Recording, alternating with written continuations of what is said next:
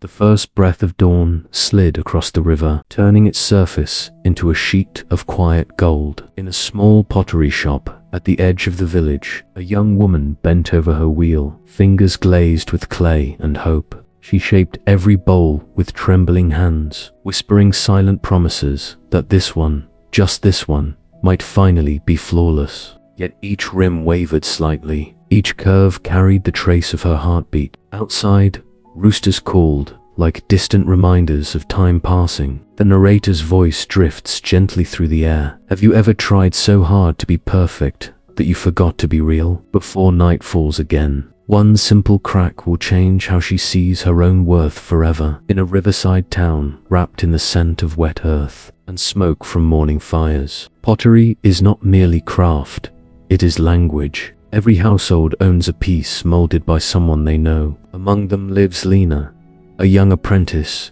whose eyes shine with kindness, yet carry the unease of constant comparison. Her teacher, old Ravi, moves with peaceful precision.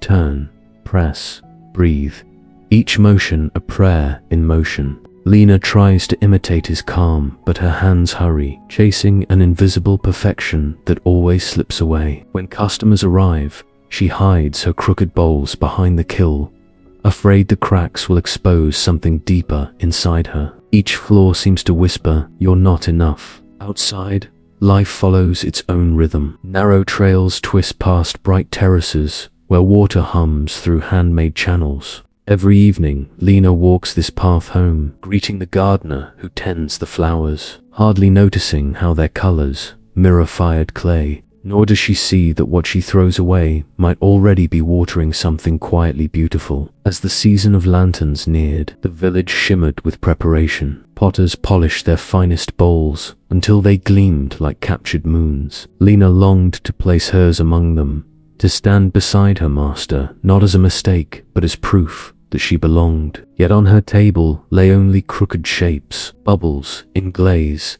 tiny fractures running like quiet shame beneath the surface. She turned them in her hands, searching for mercy on their edges, and found none. That evening, before dusk settled, Lina lifted her favorite pot, the one with the long, slender crack that split it like a scar. Without thinking, she smashed it against the riverbank. The shards sank quickly, swallowed by brown water and her whispered defeat. "I'm no good at anything."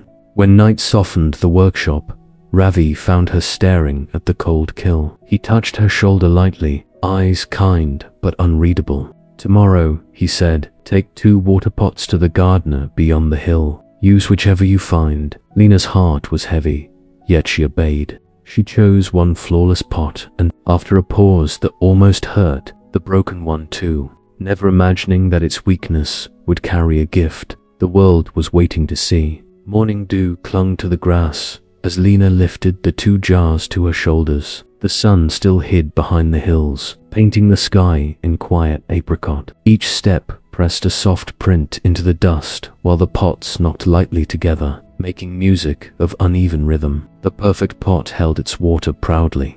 The cracked one dripped steadily, tracing silver beads that sank into thirsty soil. Lina watched them fall, her sigh carried by wind. So much effort trickling away for nothing. At the fields, the old gardener greeted her with eyes bright as dawn. He accepted the full vessel, then pointed to the road she had walked. "Lina, look carefully." There, along the path's edge, colors glowed where she least expected. Marigolds stretching toward light, jasmine curling soft perfume, wild basil painting green shadows. Only the leaking side bloomed. The man chuckled softly. "That pot you mourn. For 2 seasons it has been my helper. I planted seeds, knowing it would spill." Stunned, Lina traced the shining petals. The gardener's voice fell to a whisper woven with truth. "A flawless pot holds water. A flawed one can feed life." Something in her chest loosened. The clay of her self-doubt began to crumble into wonder.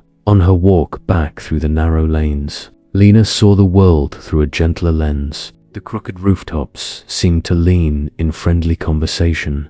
The chipped steps looked like smiles half remembered. Inside the pottery, morning light fell across every speck of dust, like blessing instead of flaw. Her shelves no longer appeared disordered but alive, each bowl carrying the memory of fire and touch. She kneaded new clay slowly, letting her breath guide the rhythm instead of anxiety. The shapes that rose beneath her palms were honest, unforced, edges curved like wind over hills, rims undulating in quiet harmony. These pieces wore their textures openly, glazed in warm earth tones that celebrated imperfection. When townsfolk came, some frowned at the lack of symmetry. Yet one woman traced a finger along a wavering rim and whispered, "It feels alive." The words rang like music through Lina's chest. Soon, others began to understand. They sought not perfection, but presence. From across the shop, Ravi watched her work in steady silence, a faint smile within his beard. In her hands, he recognized serenity taking shape. She had finally learned what the clay had been saying all along. It wasn't meant to hold water, but truth. The season of lanterns returned, and the town square shimmered again with color. Among bright stalls of flawless ceramics stood Lina's modest table, sunlight catching a single bowl she had named Path of Blossoms. Along its base wound a fine golden line, the very crack she once despised, now glowing like a thread of dawn.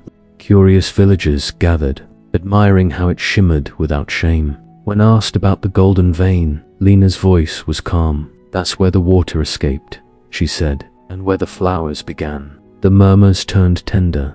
People felt the truth before they fully understood it. The bowl seemed both fragile and unbreakable. As music drifted through the evening air, the narrator's voice softened. Every soul carries its own hairline fracture. Some let bitterness slip through, others allow kindness to flow. Those who learn to pour compassion through their cracks leave trails of color behind them. The gardener's quiet wisdom now lived in her art, and rippled gently into everyone who paused to see themselves in that shining, imperfect line. Evening settles in hues of amber as the camera glides over a ribbon of marigolds bordering the old, dusty road. Their petals sway like small suns, drinking the last gold of day. The narrator's voice drifts softly. "Do not curse the cracks within you. Through them, light and kindness flow." Lina's laughter mingles with the wind, carrying a sense of quiet triumph. The voice continues, almost like a prayer. "No life is flawless, yet every heart may serve. No path runs straight, yet each step can bloom. Perfection dazzles the eyes, but imperfection nourishes the soul."